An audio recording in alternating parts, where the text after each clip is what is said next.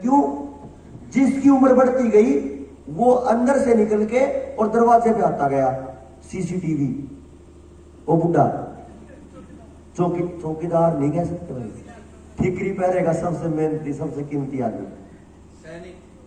जब वो 100 साल का आगे हुआ तो वो 80 साल वाले की चारपाई आ गई दरवाजे में। उसको एक एक बात का पता है क्योंकि उसने 6 पीढ़ी का ज्ञान लिया। वो सामने वाले की चाल चलन से बता देगा आदमी ठीक था जो तेरे घर में आया था कि नहीं था। चेहरे के हाव भाव देख के, आंखों को देख के, बात करने के तरीके देख के, खड़े होने के ढंग को देख के, कपड़े पहनने के तरीके को देख के, बाल कटवाने के तरीके को देख के बता देगा भाई ये आदमी ठीक नहीं था, अटकर नहीं आना चाहिए उसके लगे। लेकिन यही सबसे बड़ी पीड़ा थी कि ये 6 पीढ़ियां एक साथ ना हो। तो उन्होंने कहा ये 6 पीढ़ियां होती एक साथ कैसे है? बोलते ये स्वास्थ्य है। स्वास्थ्य कहां से है? गाय से है। गाय से मतलब ये व्यवहार है। व्यवहार कहां से है? शिक्षा से है। शिक्षा कहां से? गुरुकुलों से। गुरुकुल कहां से? दान से। दान कहां से? किसानों से। किसान कहां से? खेती से। खेती कहां से? गाय से। और गाय कहां से? परंपरा से। तो उन्होंने उसी समय योजना बनाई कि सभी के सभी विभाग बनाओ और एक एक को पैरेलल में काम करो। जैसे आज चलते हैं शिक्षा बर्बाद करने वाला तंत्र शिक्षा मंत्रालय है, वो आपके लिए नहीं कर रहा। शिक्षा में जितने बदलाव आ रहे हैं ना वो आपके लिए नहीं आ रहे। जब मेरे टाइम पे अगर मेरा मास्टर जी अगर लठ मारा कर दे और मैं घर जाके बताऊं मेरे मास्टर जी ने मेरा मारे ज्यादा, तो बापू के कहता चल और अपने आप 2-4 और रखवाता। क्यों? क्योंकि समाज में दंड समाज को अनुशासित रखता है। लेकिन आज मास्टर हाथ दिखा दिया, आज भाई साहब लाग दिखाई बात जी में थाने में पाओगे थोड़ी देर में। वो परंपराएं तोड़ी और वो पैरेलल में जो भी आया सबने ऐसा ही सिस्टम बनाया।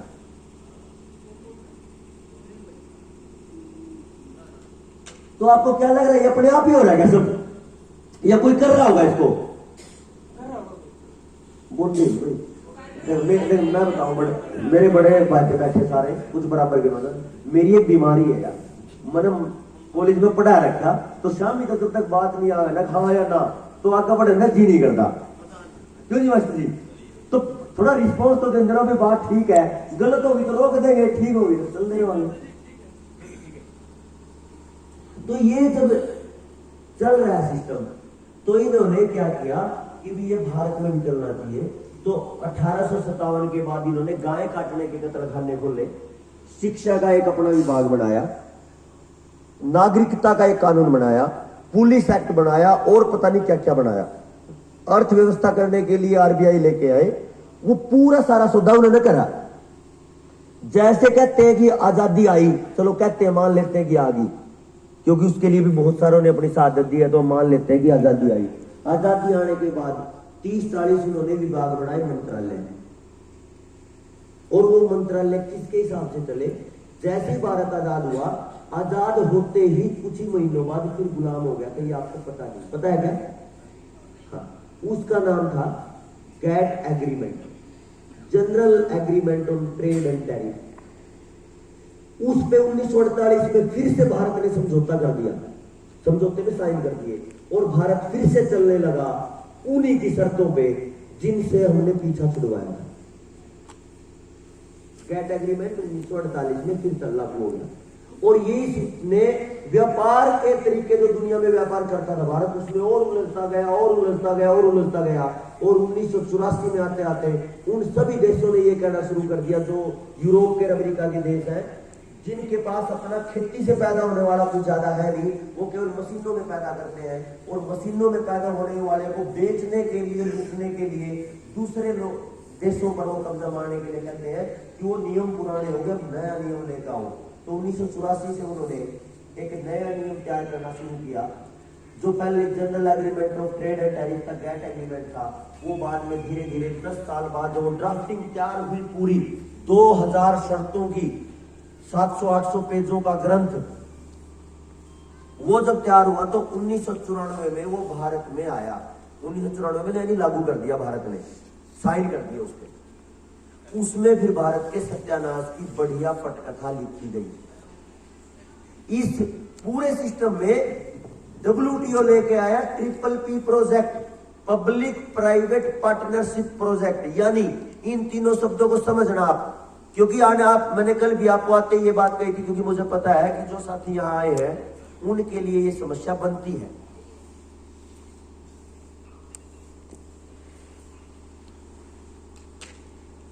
पब्लिक प्रॉपर्टी कौन सी होती है? सरकारी। प्राइवेट कौन सी होती है? निजी। पार्टनरशिप का मतलब साझली। यानी जो पहले सरकारी प्रॉपर्टी है उसमें कुछ निजी सिस्टम का योगदान ले लिया जाए या उसका कुछ हिस्सा प्राइवेट को बेच दिया जाए। ठीक है जी। तो क्या होगा, वो पब्लिक प्राइवेट पार्टनरशिप में वो प्रोजेक्ट आ जाएगा। अब इसको देखना, मैं एक उदाहरण देता हूं पब्लिक प्राइवेट पार्टनरशिप में कैसे क्या कुछ होता है।